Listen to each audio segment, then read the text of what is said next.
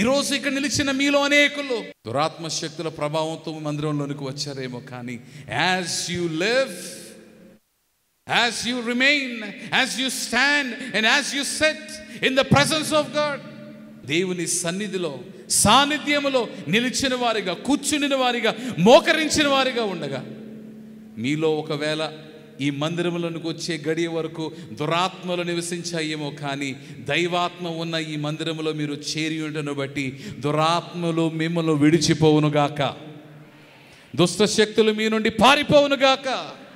నజరేయుడైన యేసుక్రీస్తు నామములో గద్దించుచు ఉన్నాము. దుష్ట శక్తులు మిమ్ములను మీ కుటుంబములను విడిచి వెళ్ళునుగాక. నమ్మిన వారు గట్టిగా ఆమేనండి. When you walk into the temple of God, దేవుని మందిరములో నీవు చేరినప్పుడు, క్రీస్తు యేసు నిలయములో నీవు నివసించినప్పుడు, there is indeed healing, there is indeed power, and there is indeed freedom. విడుదల ఉన్నది, స్వస్థత ఉన్నది, శక్తి ఉంది. ఎక్కడ ఉంటూ ఉన్నావు? ఏ ఇంట్లో ఉంటూ ఉన్నా?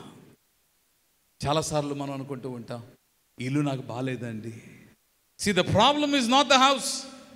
నీవు ఉంటున్న ఇల్లు కాదు, నీవే ఇంట్లో ఉంటూ ఉన్నా.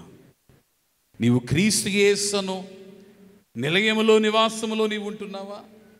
నీవు నీ కుటుంబము నీవు నివసించుచున్న ఇళ్లలో కాక ముందుగా నీవు క్రీస్తు యేసు నిలయంలోనికి వచ్చావా? ఆ పక్షమున అనగా నీవు క్రీస్తు యేసు నిలయంలో నిలిచిన వాడివైతే, it doesn't matter where you stand, నీవెక్కడ నిలిచినను లోకం నిన్ను తాకలేదు. యేసుక్రీస్తు ప్రభుని చూడండి, ఆయన ఎలా ఉన్నారు? 33.5 సంవత్సరములు జీవించాడు. బాప్తీసం పొందిన వెంటనే దేవుని ఆత్మ క్రీస్తు యేసుపై వ్రాలగా ఆయన జీవించినంత కాలములో పాపము ఆయన ముట్టుకోలేకపోయింది. పాపము లేనివాడు, పాపమంటనివాడు, పాపము చేయనివాడు, పాపమెరుగనివాడు, he knew no sin, పాపము లేనివాడు.